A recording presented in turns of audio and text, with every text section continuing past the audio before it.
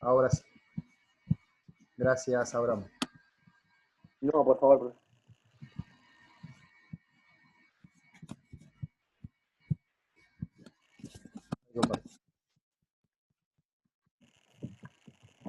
Bien, como les decía, desde la visión positivista, que tiene una clara influencia en la sociología clásica, ¿cómo se piensa el cambio social? El cambio social desde el enfoque positivista puede acontecer, es decir, puede suceder siempre y cuando el mismo sea incluido dentro del orden vigente. Es decir, la función de la sociología consistiría en desentrañar, analizar, ¿no? Interpretar las leyes que rigen el cambio social para corregir las desviaciones a fin de evitar el conflicto. A ver, para que quede más claro. En síntesis, el cambio social, desde la perspectiva de la sociología clásica, obviamente producto de la influencia del positivismo, que tienda a cuestionar cualquier tipo, ¿no?, de característica de orden vigente, tiene que ser prevenida o combatida. Es decir, para la sociología clásica, el cambio social por sí mismo no debe permitirse su desarrollo, sino que debe pensarse siempre y cuando se lo incluya dentro del orden existente. Si este cambio social cuestiona o combate lo que existe, dicho cambio social o dicho conflicto social debe ser prevenido, bien, debe ser combatido, y esto evidencia, nos dice Portantiero claramente, el carácter conservador de la sociología clásica. Por ejemplo, cuando la sociología clásica, no sé, veía o analizaba, Durkheim, Weber, analizan los conflictos entre las clases sociales, entre la burguesía y el proletariado, no ponen el foco en las desigualdades que existen entre las partes, sino principalmente en analizar cuáles son las características de ese conflicto para insertarlos en el orden existente. Pero no piensan por qué el orden existente produce dichos conflictos o dichas desigualdades. Y esto es claramente una característica conservadora de la sociología clásica por ese entonces. Porque no se cuestiona con respecto a la desigualdad entre las clases. No piensa en las características de dicha sociedad que lleva al conflicto entre las clases, sino simplemente analiza el conflicto para adaptarlo al orden social vigente. Por ende, dice Portantiero de forma muy lúcida, no hace más que reproducir el carácter conservador de la sociología. Bien. ¿Qué otro anclaje o influencia? Miriam, ¿vos querías preguntar algo con respecto a la influencia del positivismo? ¿O ya fue respondida? Ya me fue respondida, igualmente se lo vuelvo a preguntar. No, era simplemente cuando usted estaba explicando sobre el positivismo, que exigía estudiar la sociedad como se estudia la naturaleza, digamos, también acá me ha notado el positivismo como reacción contra el negativismo de la filosofía racionalista de la Ilustración contemporánea de la Revolución Francesa, pero ya lo explicó. Claro, de alguna Así manera, que sí, ahora lo entendí. perfecto, perfecto. Esta idea, o sea, la sociología se va a presentar como aquella ciencia que viene a interpretar empíricamente, ¿no?, las problemáticas sociales o los conflictos sociales, tratando de separarse de la filosofía predominante en la Ilustración, ¿no? Esta filosofía que, según la mirada de la sociología clásica, tiene una intervención especulativa, abstracta y carente de empiria. Bien, entonces, por ende, lo Claro. que plantea el positivismo es justamente esta división de aguas. nosotros hacemos ciencias porque lo podemos demostrar empíricamente, en cambio lo que hace la filosofía es mera especulación. Claro, Exacto. porque no hay nada que al fin y al cabo lo compruebe materialmente, digamos, lo Exactamente. que hace la filosofía. Porque no busca la comprobación empírica. La filosofía no busca la comprobación empírica. Claro, No la busca. No la no busca hace porque, comparaciones. claro, no se estimativas. autodenomina como ciencia. No tiene esa necesidad. Claro. No tiene esa necesidad. Bien. Entonces, la primera influencia fue el positivismo, y ya con esto cerramos. La segunda influencia grande que fortalece el carácter conservador de la sociología clásica será la influencia del pensamiento tradicionalista, o lo que se llamó por ese entonces la filosofía de la Restauración. ¿Bien? La segunda influencia teórica fue el pensamiento tradicionalista o filosofía de la Restauración. Este pensamiento tradicionalista, ¿qué plantea? Es una corriente que reivindica las ideas de unidad y de armonía del orden medieval. Es decir, el pensamiento tradicionalista o de restauración lo que plantea es cuáles eran las características más positivas que tenía el orden feudal. Bien.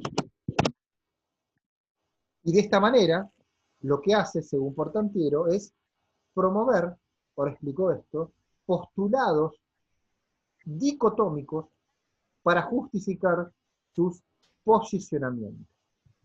A ver, ¿qué es un pensamiento dicotómico? ¿Por qué dice Portantiero que el pensamiento tradicionalista plantea postulados dicotómicos para justificar sus ideas o posicionamientos? ¿Qué es algo dicotómico? Dicotómico. ¿Qué es? Dicotomía. ¿Le suena? Que se contradice, Tiene que ver con contradicción, pero falta Que algo tiene más. como un doble discurso, Tiene como un... De vuelta. digamos. No, eso no. Algo dicotómico son, pensemos, dos ideas que se contraponen. Por ejemplo, yo digo... Llega como dos ideas diferentes, plantea dos ideas diferentes, pero con un mismo fin. bueno, ahí nos vamos acercando un poco más. Pensemos en lo siguiente. Un pensamiento dicotómico sería que yo piense la realidad existente a través de la idea de orden o conflicto. ¿Bien? Orden o conflicto. Otro pensamiento dicotómico sería que yo piense lo que existe a partir de lo sagrado o lo profano. ¿Bien? Entonces, para explicarlo, un pensamiento dicotómico es aquel que tiende a clasificar o juzgar lo que existe a través de conceptos extremos opuestos. Vuelvo a repetir.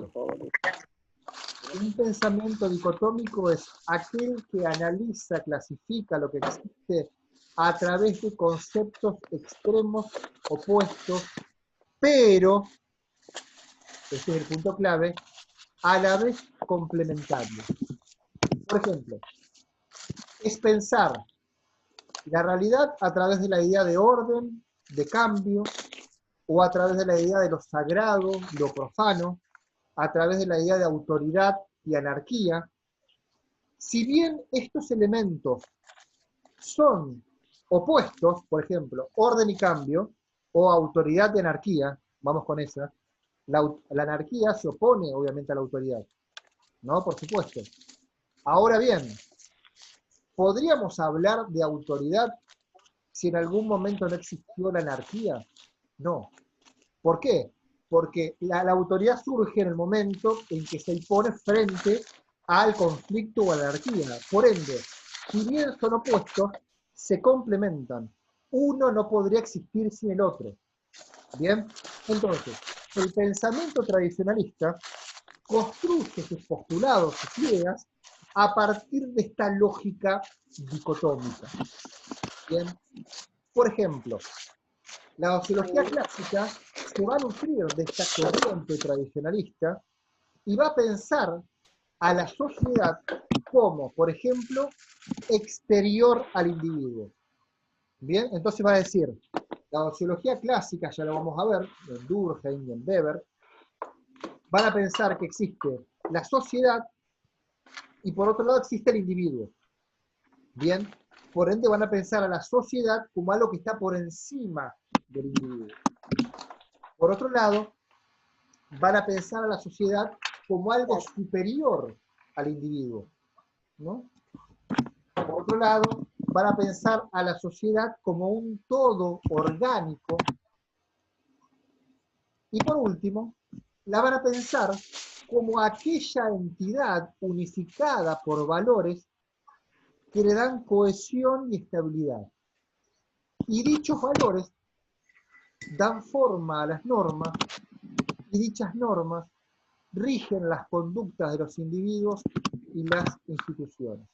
Por ende, para el pensamiento tradicionalista que tanto influyó en la sociología clásica, la alteración de los valores, normas e instituciones es un claro síntoma de desintegración social.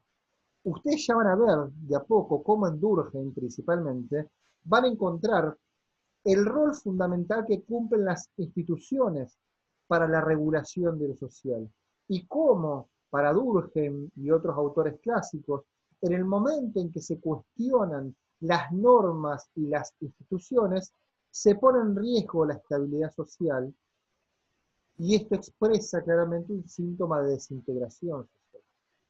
Todos estos conceptos, todas estas ideas de alguna manera, tienen su origen en la influencia que tiene el pensamiento tradicionalista en la sociología. Bien. Bueno. Con esto vamos a cerrar la primera clase, que tuvieron conmigo, por supuesto. Sí. Recuerden que para la clase que va a estar subida el día lunes, bien, es la clase de las reglas del método sociológico de Durkheim, las reglas del método sociológico de Durkheim, y el próximo sábado van a trabajar conmigo el siguiente texto de Durkheim, que es Educación y Sociología. Bien. El texto de Portantiero, sí, que acabamos de trabajar, es más largo, en el cual ustedes van a encontrar algunas ideas de Durkheim, algunas ideas de Weber, pero esas ideas las vamos a retomar, muchas de esas ideas, en los textos que siguen. Por ende, la clase de hoy era simplemente para presentarnos y hablar de esta contextualización histórica en la cual surge la sociología. ¿Bien? Entonces, nos volvemos a encontrar el próximo sábado, y bueno, vean las clases y el material va a estar, está todo subido, o va a estar subido el próximo material en estos días en el campus. Cualquier cosita, me mandan un mensaje, me mandan un mail, y ya armamos para la próxima clase si quieren el grupo de WhatsApp.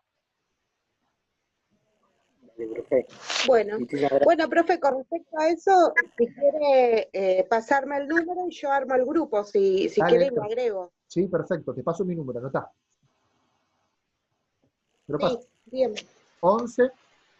Sí, dígame. Sí, 11 50 sí. 49 sí. 51 sí. 09. 50 49 51 09. Es 50 49 51 09. Sí. Bien. Perfecto, profe, ahora armo el grupo y lo agrego. Bueno, perfecto. Estas clases ahora las descargo y yo se las paso seguramente en el mail mañana directamente con un link. Bárbaro, gracias, profe. Bueno, muchas gracias. Hasta el sábado. Hasta el sábado. Hasta el sábado. Chao, hasta luego. Chao, hasta luego. Chao, hasta luego.